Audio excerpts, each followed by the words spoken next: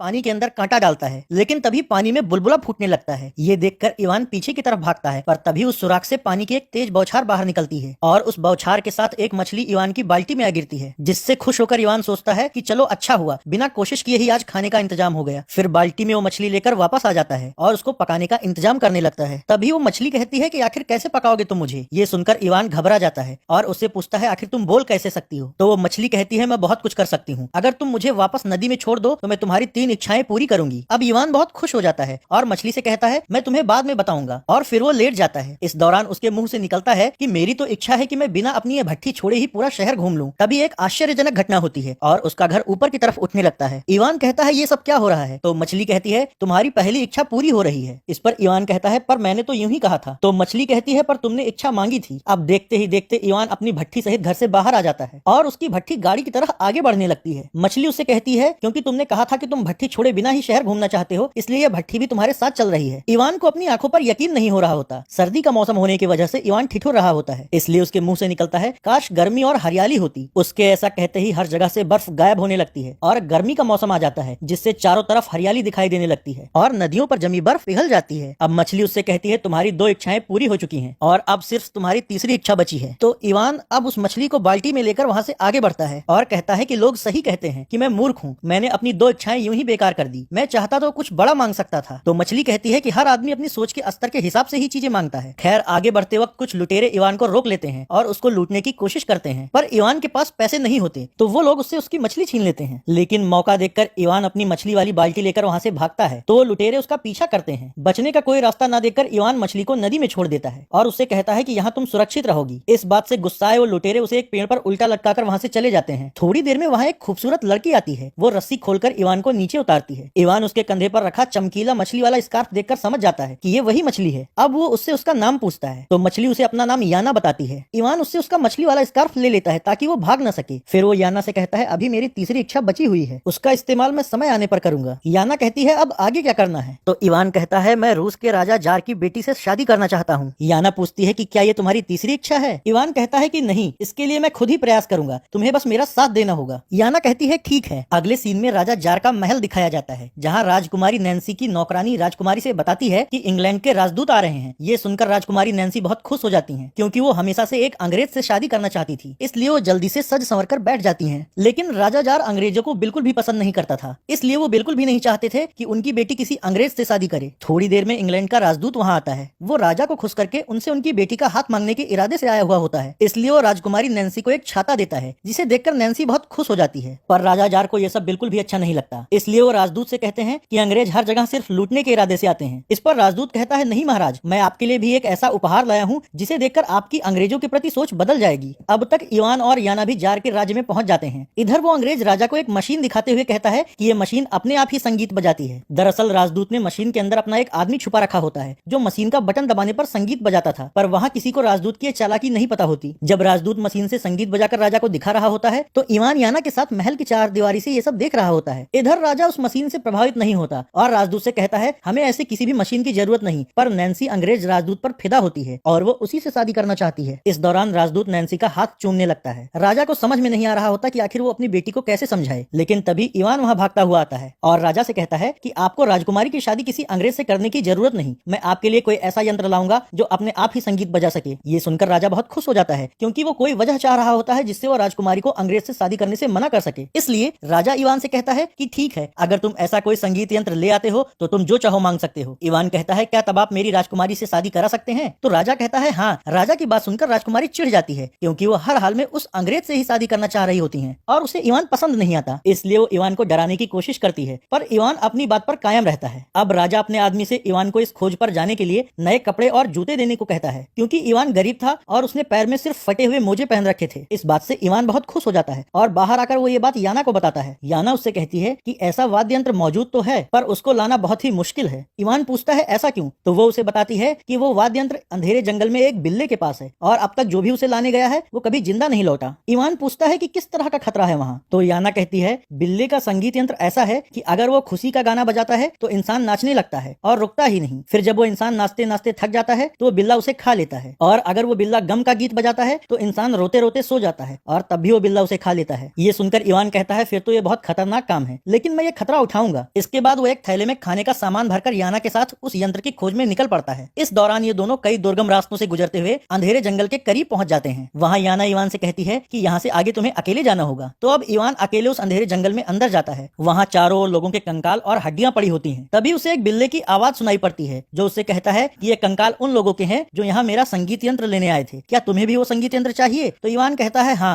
बिल्ला कहता है इसके लिए तुम्हें मेरा एक टेस्ट पास करना होगा। अगर तुम मेरे वाद्य यंत्र का संगीत सुनने के बाद भी खुद पर काबू रख पाए तो मैं तुम्हें अपना ये वाद्य यंत्र दे दूंगा। फिर वो इवान से पूछता है कि गम के गीत बजाऊं या खुशी के? इवान कहता है गम के गीत। तो अब वो बिल्ला गम के गीत गाते हुए अपना वाद्य यंत्र बजाने लगता है। पर हैरानी की बात यह होती है कि इवान को उस गीत से कोई फर्क नहीं पड़ता और इवान उस गाने की आगे की लाइनें गाने लगता है। ये देखकर वो बिल्ला इवान से पूछता है कि तुम्हें इस गीत की लाइनें कैसे पता हैं और तुम इस गीत को बजाने से दुखी क्यों नहीं हुए? तो इवान कहता है कि मेरी माँ बचपन में मुझे हर रोज ये गीत सुनाती थी, इसलिए मुझ पर इसका कोई फर्क नहीं पड़ता। बिल्ला शर्त हार चुका होता है, इसलिए वो इवान से कहता है कि अगर तुम मेरा वाद्य यंत्र ले जाओगे तो मैं तो भूखे मर जाऊंगा। इस पर इवान उसे अपने थैले से निकालकर काफी कुछ खाने पीने को देता है, जिससे खुश होकर बिल्ला इवान से कहता है कि इस वाद्य यंत्र के साथ साथ मैं भी तुम्हारे साथ चलूंगा। आज से तुम मुझे अपना दोस्त समझो। दूसरी तरफ नदी के पास बैठकर इवान का इंतजार कर रही याना से मिलने मछली राजा का दूत मेंढक आता है। वो उससे कहता है कि मछली राजा तुम्हें हर जगह ढूंढ रहे हैं, इसलिए तुम उनके पास चलकर उनसे जल्दी से शादी कर लो। याना कहती है उनसे बता दो मैं उनसे कभी भी शादी नहीं करूंगी। अब तक इवान बिल्ले और वाद्य यंत्र के साथ वहाँ आ जाता है और वो याना और मेंढक की बातें सुन लेता है। याना इवान से पूछती है तो आखिर तुम्हें वो वाद्य यंत्र मिल गया? इवान कहता है हाँ। इसके बाद ये दोनों वहाँ से वापस लौटने लगते हैं। रास्ते में इवान उससे कहता है कि तुम मछली राजा से शादी नहीं करना चाहती, इसलिए तुम वहाँ से भाग गई। याना कहती है हाँ, क्योंकि मैं उससे प्यार नहीं करती। अगले सीन में राजा जार का महल दिखाया जाता है, जहाँ इंग्लैंड का राजदूत वेश बदलकर इस बार इटली का राजदूत बनकर आया हुआ होता है ताकि वो राजा को राजकुमारी से शादी के लिए मना सके। राजकुमारी उसे पहचान लेती है और खुश हो जाती है, पर इससे पहले कि वह राजदूत राजा से राजकुमारी का हाथ मांगता, इवान वहाँ वाद्य यंत्र लेकर पहुंच जाता है और बिल्ले से कहकर वहाँ खुशी के गीत बजवाने लगता है, जिससे दरबार में मौजूद सभी लोग ना चाहते हुए भी नाचने लगते हैं। जादुई संगीत की वजह से वो लोग खुद को रोक नहीं पा रहे होते हैं और नाचते नाचते बेहाल होने लगते हैं। आखिरकार इवान के कहने पर बिल्ला संगीत बजाना बंद कर देता है। राजा इवान से बहुत खुश होता है और उससे कहता है ये तो बहुत कमाल का वाद्य यंत्र है, इसलिए ये बिल्ला और यंत्र अब से हमारे महल में रहेंगे। अब इवान राजा से कहता है कि शर्त के अनुसार अब आप अपनी बेटी नैन्सी की शादी मुझसे करेंगे ना? तो राजा कहता है